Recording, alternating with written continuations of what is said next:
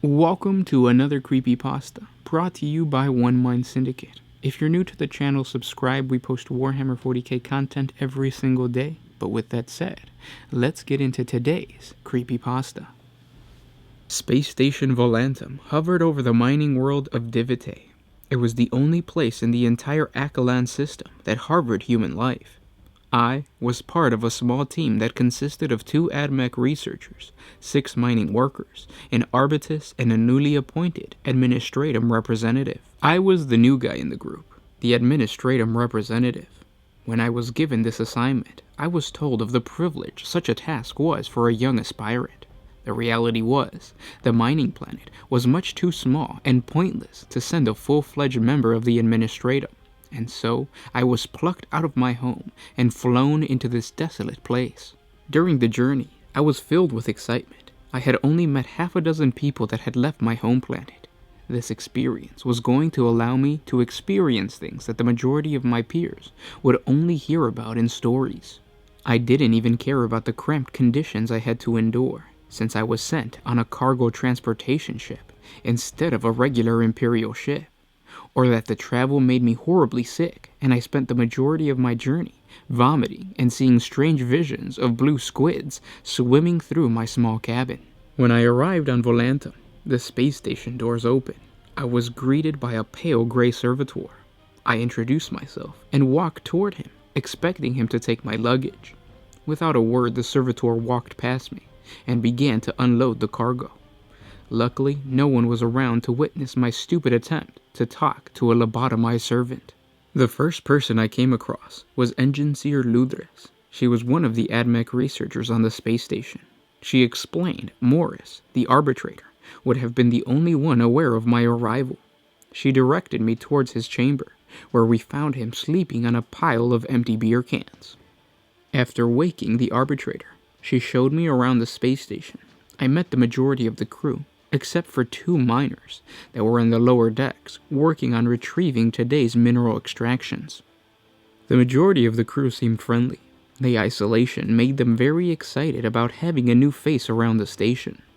All but one worker, Rich, who hadn't said a word. He simply nodded and shook my hand when we introduced. Later on, I pulled Ludres aside and asked why Rich was so standoffish. She explained an accident in the lower decks had occurred. A moving pipe struck him in the neck and nearly killed him. He had trouble speaking, and so he just stopped trying. I asked if anyone else was hurt in the accident, but she simply looked at the arbitrator and moved on with another story. I settled into my new job as a bean counter. I took down and prepared inventory reports on every extraction center the space station visited. The planet was covered in 12 extraction centers. Volantum, the space station, would connect to each one once a day and extract the raw materials to ship out to the neighboring systems. I began to wonder how long this space station had been active. I pulled out the archives of the past inventory reports and found that the planet used to have 13 extraction points. I began to look at the station's history and found that the 13th extraction point was still active no longer than 2 years ago. It seemed very strange to me that the 13th extraction point was no longer used and was not reported to the administratum. It was my job to do so, so I brought this up to Ludres, and she explained that the extraction point was out of commission. When I asked one of the miners, he acted as if there was only 12 points. The arbitrator explained that the 13th went dry. It seemed no one wanted to give me an explanation of what really happened to the 13th extraction point. I began looking for a map that displayed the location of the mysterious extraction point. I had to find its exact coordinates before I could report it to the administratum. The crew took notice and became hostile towards my work. It made sense. In a way, I was blaming them for not reporting this sooner. The arbitrator finally approached me in the archive room and bluntly told me to stop trying to find the 13th extraction point. This only made me want to find it even more. Months passed, and I was able to locate a coordinate of the location visited by the Volantum twice before. It did not fit any known coordinates, and I figured it must be the 13th point. When the crew was asleep, I entered into the control room and set the coordinate into the automated directional system. the destination was locked, and at 9 o'clock tomorrow, the Volantum would visit what I hoped to be the 13th point. After the last extraction point, the team gathered together in the mess hall for supper. While I ate, I could feel my heart beating out of my chest. I knew the space station was slowly making its way to the new course. I began to question why I was even doing this. If I discovered that the team was smuggling material, would I have the guts to report them? What if the extraction point was damaged, and returning would cause harm to the station? I could be accidentally setting us for a collision course. I cleared my head and reminded myself of the station's safety protocols, and realized we would be fine, and at least I would get my answer. The alarm that normally notifies the crew we were approaching an extraction point began to sound. At this point, only Luthris and I were in the mess hall. When the alarm went off, Luthris looked around and said something was wrong.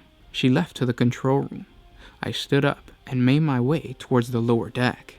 When I reached the lower deck, the doors opened and the station locked to the extraction point platform. Nothing out of the ordinary. The lights turned on and the platform was empty. I stepped out. Complete silence. When I reached the lower decks, the doors opened and the station locked to the extraction point platform. Nothing out of the ordinary. The lights turned on and the platform was empty. I stepped out and it was completely silent. Suddenly, the sound of clanking came from one of the open extraction holes. The hole was large enough to fall into, so I carefully made my way to look down. I peered down the long shaft, but I saw nothing, and the sound had stopped.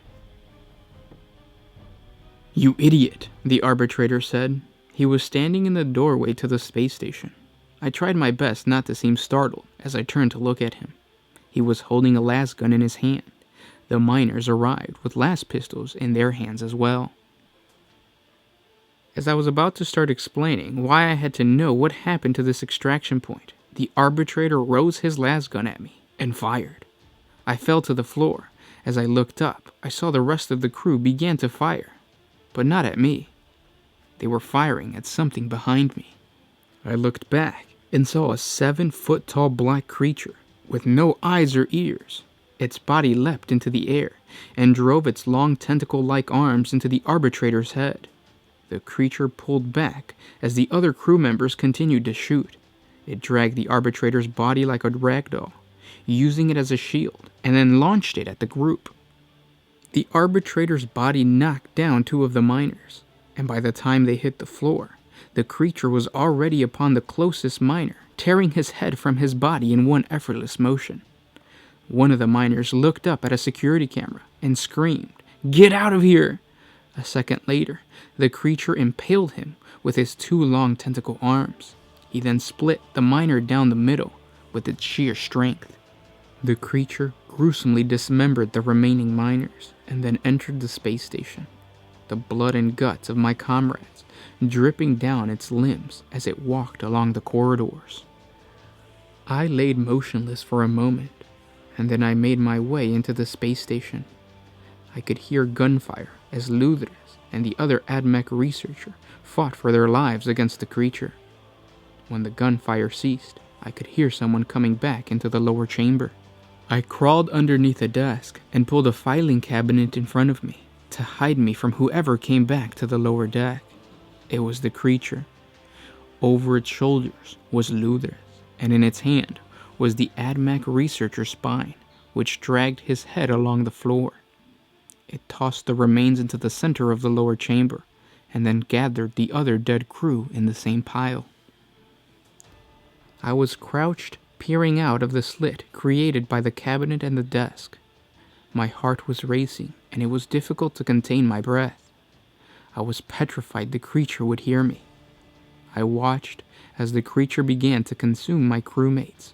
It took Luthris's head with 2 hands and shook it. She moaned in pain. She was still alive. I looked over to see if I could reach one of the las pistols on the floor, but my heart sank as I heard the sound of crushing bone. I couldn't bear to watch as the creature ate each crew member. It slurped and gnawed on the remains as if it was its last meal. After a couple of hours, the creature stopped its feast. He picked up a broken bone and began to carve something on the wall of the chamber. It was difficult to see what he was carving because his body covered most of it. When he was finished, he tossed the bone aside and stood in the chamber silently.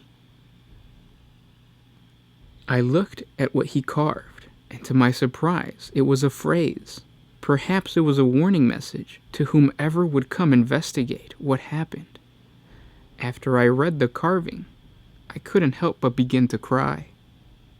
The message said, "I see you under the desk."